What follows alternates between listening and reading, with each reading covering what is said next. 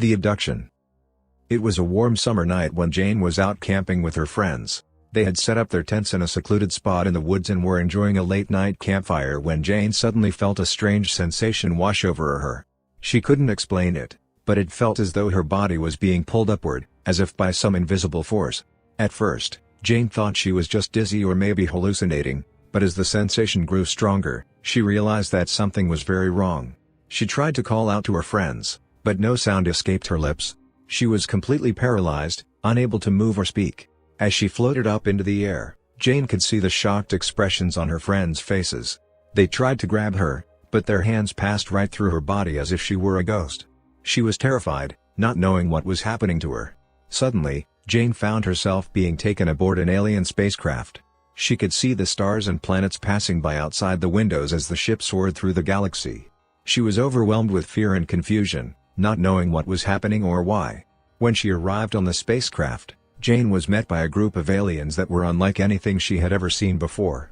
They were tall and slender, with pale skin that seemed to glow in the dim light. Their faces were elongated and had small, black eyes that seemed to be constantly scanning their surroundings. They had long, thin fingers that ended in sharp claws, and their mouths were filled with sharp teeth. Jane was repulsed by the aliens' appearance and couldn't believe that she was in the presence of such creatures. But before she had a chance to react, they grabbed her and dragged her into a room that was filled with strange machines and devices. As Jane was being held captive by the aliens, she was subjected to a series of strange and unsettling experiments. The aliens seemed particularly interested in studying her brain and her genetic makeup.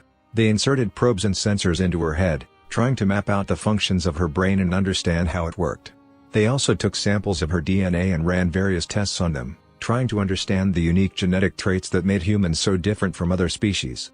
They were fascinated by the complexity of the human genome and seemed determined to unlock its secrets.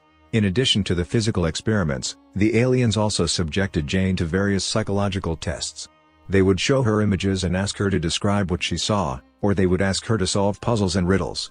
They seemed to be trying to gauge her intelligence and problem-solving abilities. As the weeks turned into months, Jane began to feel like she was losing her mind. She was exhausted and traumatized by the constant experiments, and she felt like she was barely holding on. She longed to go home and see her loved ones again.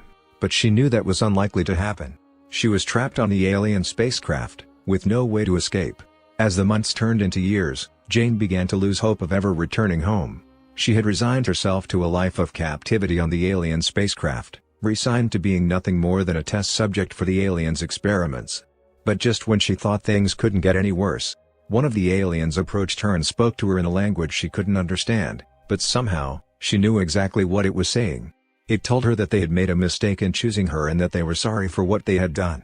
It said that they were going to send her home. At first, Jane couldn't believe what she was hearing. She had been held captive for so long that she had almost forgotten what it was like to be free. But as the alien spoke, she began to believe that there was some truth to its words. She dared to hope that she might finally be able to go home. But as she was being prepared for transport back to Earth, Jane realized that something was off. The aliens seemed more nervous and agitated than usual, and they were rushing to get her onto the ship. She had a feeling that something was very wrong.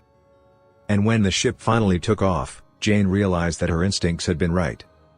The aliens weren't sending her home at all. They were using her as a pawn in their war with another alien species, and they were using her as bait. She was terrified as she realized that she was about to be thrust into the middle of an intergalactic conflict, with no hope of escape. As the ship entered the war zone, Jane could see the flashes of laser fire and the explosion of bombs all around her. She was terrified, not knowing what to do. And then, without warning, the ship was hit by enemy fire. It began to shake and tumble out of control, and Jane knew that she was going to die. As the ship crashed to the ground, Jane felt herself being thrown around like a rag doll. She hit the walls and the ceiling, and she could feel the heat of the flames as the ship burned around her. She knew that she was going to die, and there was nothing she could do to stop it. Subscribe, like, and comment a story you want us to generate. Click the playlist to see many other stories.